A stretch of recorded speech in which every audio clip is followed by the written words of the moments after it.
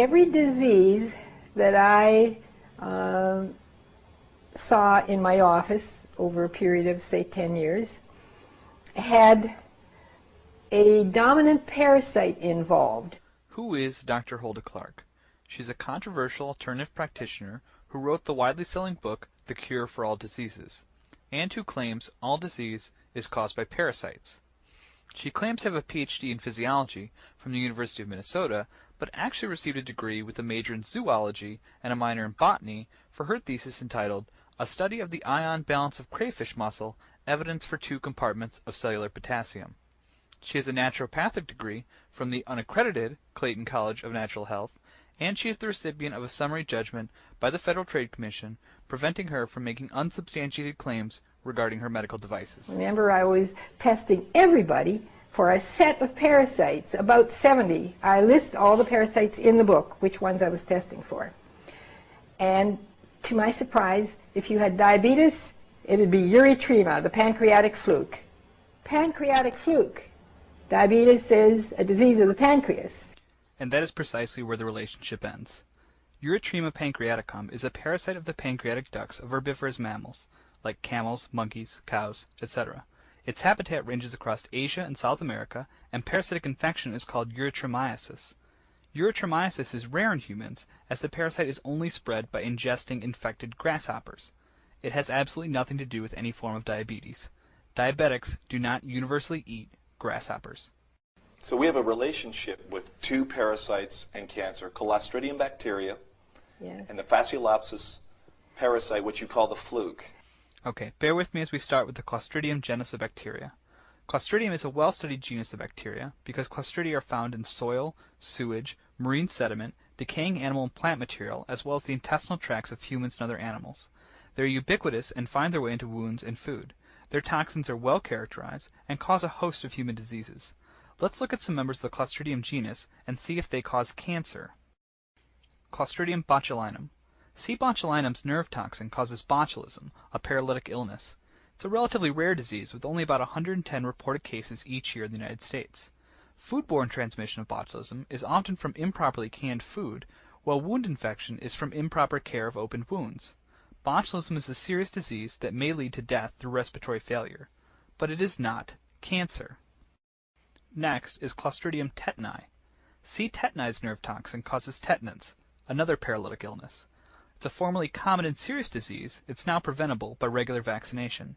Transmission of tetanus is usually through a wound, often a deep puncture wound, but the disease itself is not contagious.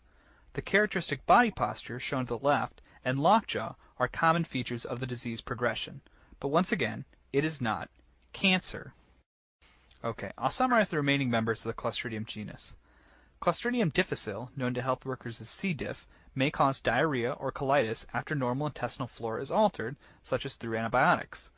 Clostridium perfringens has been found in every soil sample ever tested, with the exception of the Sahara Desert, as well as being a part of the normal human intestinal flora.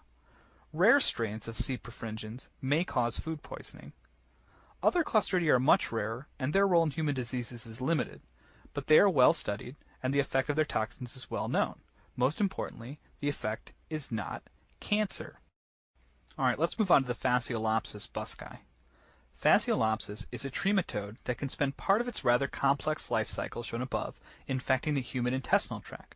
Lucky for most of us, the geographical distribution of Fasciolopsis is limited to Asia and the Indian subcontinent, so infection in the West is rare. Of course, if you were infected, you would have a well-documented disease called fasciolopsiasis, and not cancer. The Fasciolopsis larval parasite belongs to the malignant development. The Clostridium belongs to the premalignant or tumor growth part of the whole process. And now that we have all heard the truth about Clostridium and Fasciolopsis, together we can recognize this statement for the complete and utter bullshit that it really is. We now have all the people watching this squirming at home because they all think now, okay, I understand, I have parasites in my body. And we all do, according to your research. Yes, of course we do. So according to your research, you've found that all humans have this, and as long as we're healthy, we're okay with it because the body can handle it. My next question to you is, how do we rid ourselves of these tenacious bacteria, parasites, and virus. Do you have an answer to that? The answer that I came up with already in the first books was the hull of the black walnut tree, but the hull has to be green. There is something in the green hull that kills everything I ever tested for. Some statements should always make your bullshit-o-meter hit the maximum reading. These are statements like, there is one cause for diverse diseases, like the statement, cancer is caused by a fluke and a bacteria. Or, there's one cure for diverse diseases, such as, you should take black walnut to get rid of all parasites. Or, the cure always works, i.e., it kills everything. No scientific support exists for Dr. Hulda Clark's claims regarding black walnut hulls. Very early evidence exists suggesting one chemical compound in the walnut, not the hull, called juglone, may reduce cancer risk, but human studies have not yet been completed. The claims regarding this product far, far, far exceed the evidence. How do we get them? That has been the subject of my research and what's in the Advanced Cancer book, of course. We eat Clostridium bacteria because they're everywhere in dirt. Is she saying she eats dirt? But we don't get sick from eating Clostridium in dirt. Well, I guess I don't get sick because I don't eat dirt. We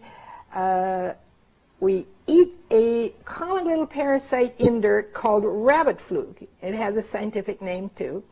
This is a rabbit. Rabbits are what the rabbit fluke, Hastellesia tricolor, infects. Rabbits are not humans, and a zoologist should really know this. And that rabbit fluke brings in Clostridium, sort of like the Trojan horse brought in soldiers. They are within. So after eating rabbit fluke with nearly all the food that you think is perfectly safe. Carrots? Root vegetables? Raw carrots, yes. Even cooked carrots, yes. Because this parasite, the rabbit fluke, does not get killed by boiling temperatures. This is absolute nonsense, as cooking foods is the surest way to kill flukes. However, in researching hypothermophiles, the few archaea and bacteria who can survive temperatures exceeding 100 degrees Celsius, I discovered what is now my new favorite animal. So you'll have to forgive my digression, as I'd rather tell you about it than refute Hulda Clark's nonsense. You are looking at a picture of a tardigrade, also known as a water bear, which might just be the hardiest animal on this planet, Steve Irwin aside. As well as being found in hot springs, atop the Himalayas, and under layers of solid ice, the tardigrade also makes its home in milder climates, like ponds and meadows.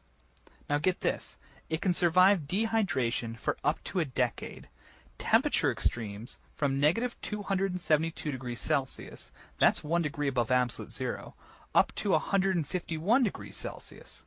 It can also withstand 570,000 rads of radiation, 2,000 rads being deadly to humans for a comparison, as well as withstanding pressure extremes ranging from the vacuum of space to 6,000 times the atmospheric pressure of Earth. It can also withstand a variety of chemical assaults. And as the next clip shows, they're pretty darn cute too. I mean, look at that little guy. He's just adorable. Look at his little paws. Oh, see? I wish I could have one of these as a pet. I know I wouldn't be able to kill it.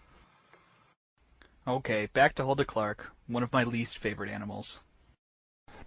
We test all the food for our patients for 3 molds: zearalenone, patulin, and aflatoxin. First off, these aren't even molds. They're mycotoxins made by molds, which is a fact Hulda Clark doesn't seem to understand. Alright, bear with me again as we go through each mycotoxin in turn. Zearalenone.